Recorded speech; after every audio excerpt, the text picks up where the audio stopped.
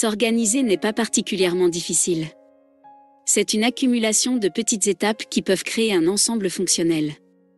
Qu'il s'agisse de votre espace de travail, de vos espaces de vie ou de votre voiture, quelques habitudes quotidiennes peuvent vous aider à désencombrer, à construire des systèmes organisationnels et à rester au fait des tâches. Sur cette base, voici un guide pratique sur la façon de rester organisé en tant que minimaliste. Cet article peut contenir des liens d'affiliation. Veuillez consulter notre politique de non-responsabilité ici. Si vous voulez être super organisé, vous devez créer des systèmes qui s'automatiseront. En d'autres termes, vous devez traiter la cause de la désorganisation, pas ses symptômes. Par conséquent, rester organisé consiste à suivre régulièrement une série d'étapes. Ces étapes contiendront à la fois des dégâts imminents et les traiteront une fois qu'ils surviennent. Bienvenue dans une nouvelle vidéo. N'oubliez pas d'aimer cette vidéo pour nous aider à faire des nouvelles vidéos à l'avenir. Merci énormément. Les systèmes organisationnels ne fonctionnent que s'ils deviennent une partie automatique de votre routine quotidienne. En tant que tel, vous devez mettre en œuvre vos techniques d'organisation au quotidien. Voici 5 façons minimalistes de rester super organisé. Photo de Bedi Abba sur Unsplash. Mettez-vous dans la meilleure position de départ possible avant d'essayer de vous organiser. Vous devez séparer les éléments essentiels des consommables.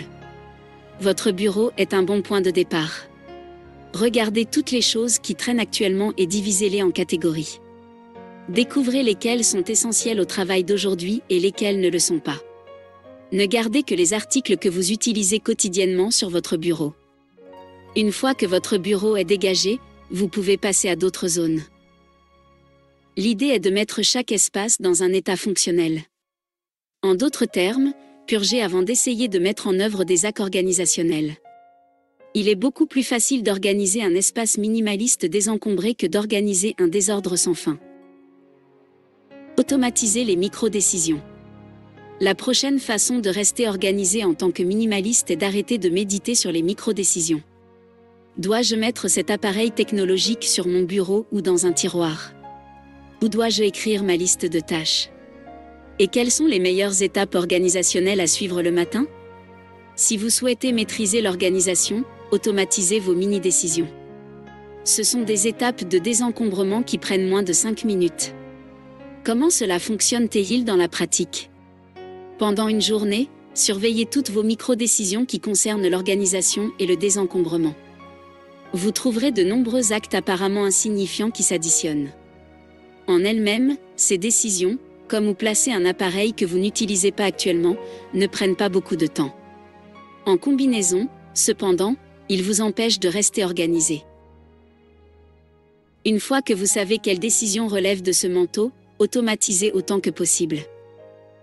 Sélectionnez un endroit dans votre bureau pour stocker tous les appareils que vous n'utilisez pas. Ajoutez quelques étapes d'organisation, comme faire votre lit et ranger votre salle de bain, à votre routine matinale. Notez les tâches principales avant de vous coucher. Et enfin, créez une liste avec toutes ces micro-habitudes et intériorisez-les. Au fil du temps, votre micro-liste de décisions deviendra une partie naturelle de votre routine quotidienne, tout comme le brossage des dents. Et une fois que vous arrêtez de penser à ces petits actes de désencombrement, vous aurez une longueur d'avance pour rester organisé dans la vie de tous les jours. Maîtrisez l'art de la planification. Une autre façon de rester organisé en tant que minimaliste est de planifier vos journées intentionnellement. J'utilise un agenda hebdomadaire Moleskine pour définir des plages horaires chaque jour. Dans ce contexte, je dédie chaque bloc horaire à une tâche spécifique. Les 3 premiers blocs, du petit matin à midi, contiennent mes tâches les plus importantes, Mi. Ces Mi sont des tâches professionnelles et personnelles que je dois accomplir aujourd'hui. Parce qu'ils sont essentiels, je structure mes journées autour d'eux. Après les Mi, je programme un bloc pour mon entraînement quotidien et un autre pour lire la nuit. Entre les blocs, je laisse 20 à 30 minutes pour des retards et des pauses imprévisibles. La stratégie de blocage du temps est une technique de productivité saluée présentée dans des best-sellers tels que Deep Work de Cal Newport et The Power of Less de Leo Babauta.